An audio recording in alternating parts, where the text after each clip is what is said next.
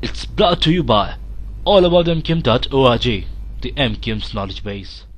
जागीरदारों के, वडेरों के, सरमाएदारों के बच्चे ही जो है वो मुल्क के अफेयर चला सकते हैं, सिटी के अफेयर चला सकते हैं, एडमिनिस्ट्रेशन चला सकते हैं। हम जैसे मिडिल क्लास गरीब खानदानों के बच्चों को की जॉब तो जो है वो किसी ऑफिस में क्लर्क बनना है, किसी ऑफिस में जो है वो मैनेजर लगना है, किसी उन लीडर्स के बेटों के लिए काम करना है।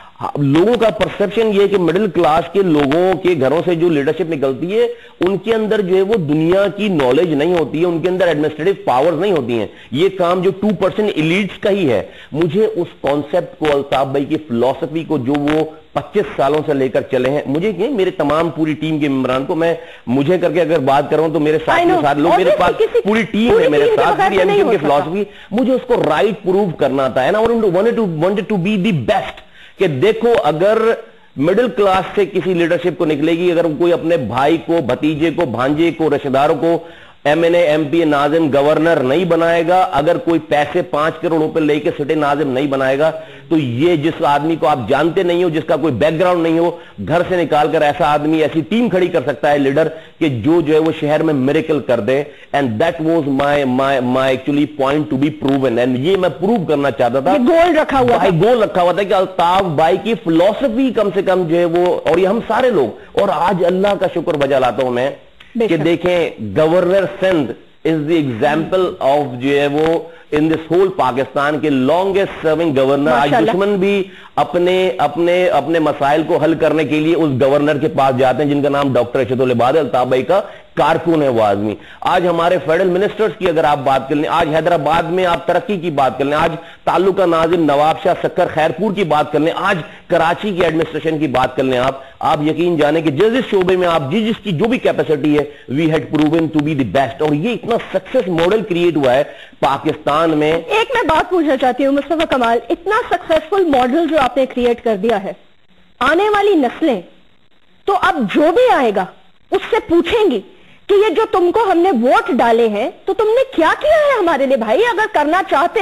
तो कर सकते थे, क्योंकि करने वाले तो कर जाते हैं।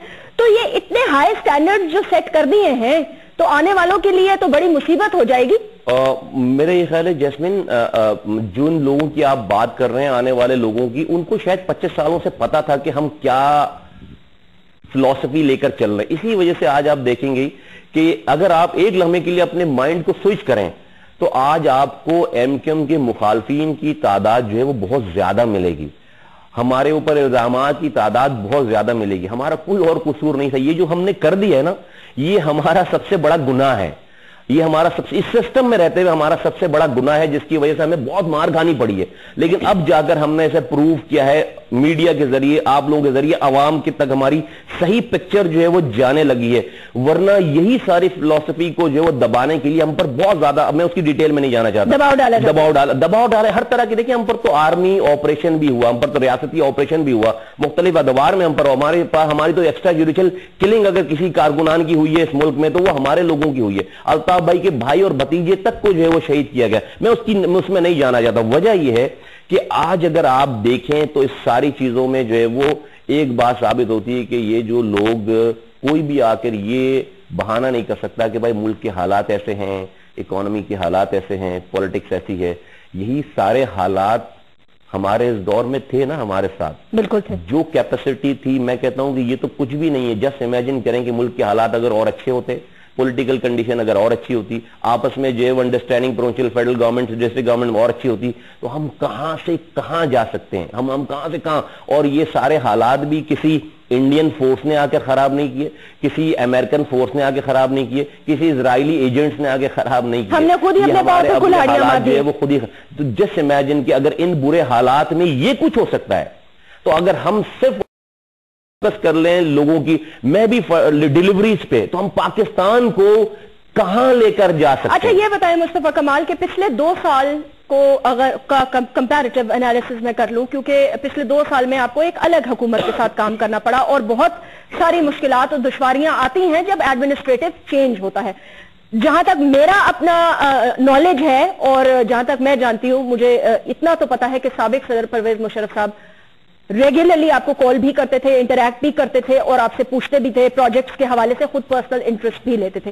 ان 2 سال میں کتنی دشواری ہوئی ان پروجیکٹس کو پائے تکمیل تک پہنچانے کے لیے؟ پہلے تو مشرف صاحب کا دور اپنے جو میں نے ساتھ گزارا وہ میں سب آپ کو ایکسپلین کروں. دیکھیے 2005 اکتوبر میں ہمارے انتخابات ہوتے ہیں, اس وقت جو ہے وہ ملک میں زلزلہ آیا ہوا تھا, ٹھیک ہے, ہم سب لوگ چلے گئے کشمیر, بالا کوٹ اور تمام جگہوں پہ. میں آیا ہوں جنوری میں واپس, ہم نے جو ریزیوم کیا اپنا آفس 2006 جنوری میں ہم بیٹھے آ کر. جنوری 2006 سے لے کر 8 مارچ 2007, 9 مارچ کو تو مشرف صاحب نے جو ہے وہ ججز کو سیک کر دیا, ٹھیک ہے, اور پوری دنیا کو پتا ہے کہ 9 مارچ کے بعد جو ہے وہ ملک کے حالات جو ہے وہ 24 گھنٹے میں کیسے چینج ہونا شروع ہو گئے.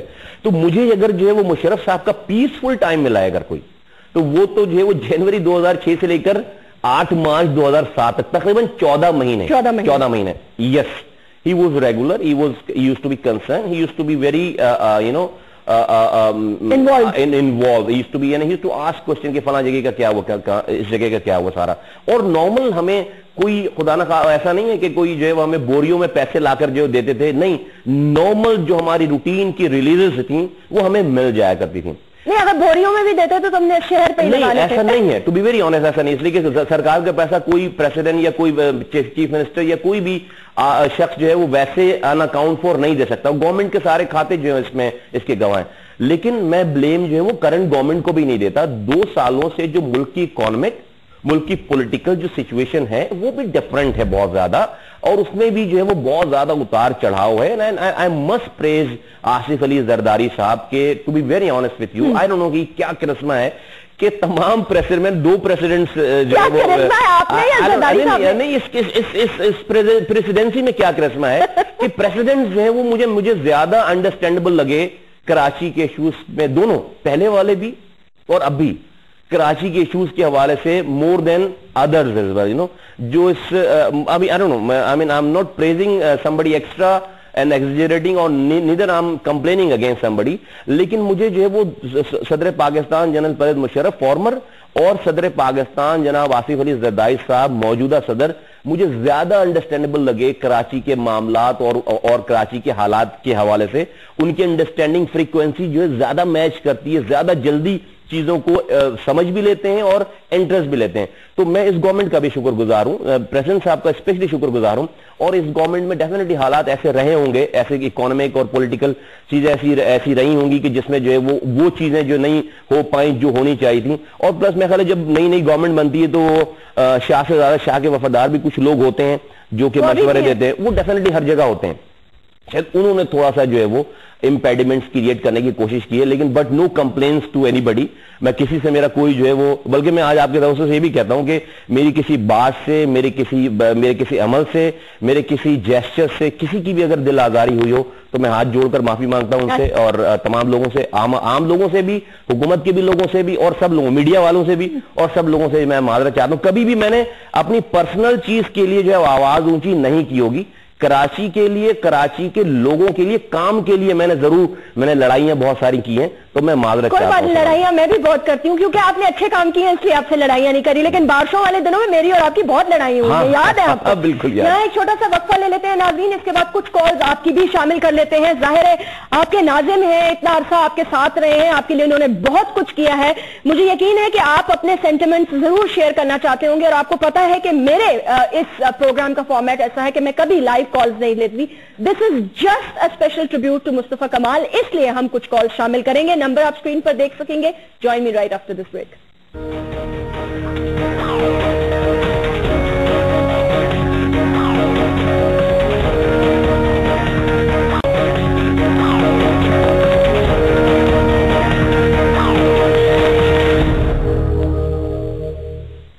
Welcome back to the 11th hour. ناظرین, آج ہمارے اسپیشل گیسٹ ہیں ناظم کراچی.